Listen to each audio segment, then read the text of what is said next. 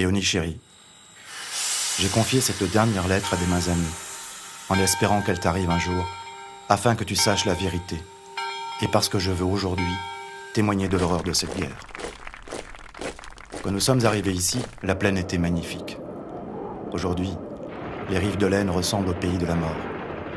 La terre est bouleversée, brûlée. Le paysage n'est plus que champ de ruines. Nous sommes dans les tranchées de première ligne. En plus des balles, des bombes, des barbelés, c'est la guerre des mines, avec la perspective de sauter à tout moment. Nous sommes sales. Nos frusques sont en lambeaux. Nous pataugeons dans la boue, une boue de glaise, épaisse, collante, dont il est impossible de se débarrasser. Les tranchées s'écroulent sous les obus et mettent à jour des corps, des ossements et des crânes. L'odeur est pestilentielle. Tout manque. L'eau, les latrines, la soupe. Nous sommes mal ravitaillés.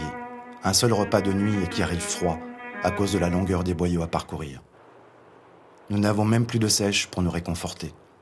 Parfois, encore un peu de jus et une rasade de casse-pâte pour nous réchauffer. Nous partons au combat à l'épingle à chapeau au fusil. Il est difficile de se mouvoir, coiffé d'un casque en tôle d'acier lourd et incommode, mais qui protège des ricochets, et encombré de tout l'attirail contre les gaz asphyxiants. Nous avons participé à des offensives à outrance, qui ont toutes échoué sur des montagnes de cadavres. Ces incessants combats nous ont laissés exténués et désespérés. Cette guerre nous apparaît à tous comme une infâme et inutile boucherie. Le 16 avril, le général Nivelle a lancé une nouvelle attaque au chemin des Dames. Ce fut un échec, un désastre, partout des morts.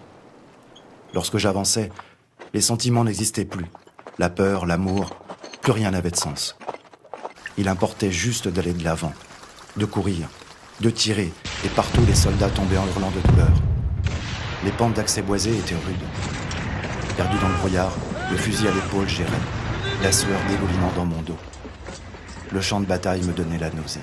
Un vrai charnier s'étendait à mes pieds. J'ai descendu la butte en enjambant les corps désarticulés.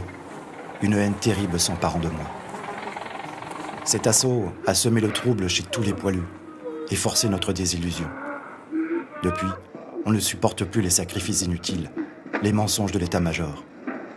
Tous les combattants désespèrent de l'existence. Beaucoup ont déserté et personne ne veut plus marcher. Les tracts circulent pour nous inciter à déposer les armes.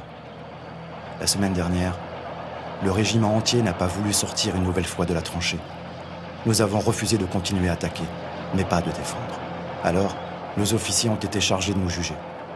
J'ai été condamné à passer en conseil de guerre exceptionnel, sans aucun recours possible. La sentence est tombée. Je vais être fusillé pour l'exemple, demain, avec 6 de mes camarades, pour refus d'obtempérer. Je vais finir dans la fosse commune des morts honteux, oubliés de l'histoire. Je ne mourrai pas au front, mais les yeux bandés, à l'aube, agenouillé devant le peloton d'exécution. Je regrette tant, ma Léonie, la douleur et la honte que ma triste fin va t'infliger. C'est si difficile de savoir que je ne te reverrai plus et que ma fille grandira sans moi. Promets-moi, mon amour, de taire à ma petite Jeanne les circonstances exactes de ma disparition. Dis-lui que son père est tombé en héros sur le champ de bataille. Parle-lui de la bravoure et la vaillance des soldats. Et si un jour, la mémoire des poilus fusillés pour l'exemple est réhabilitée, alors seulement, et si tu le juges nécessaire, montre-lui cette lettre. Je vous demande pardon, mes anges, de vous abandonner.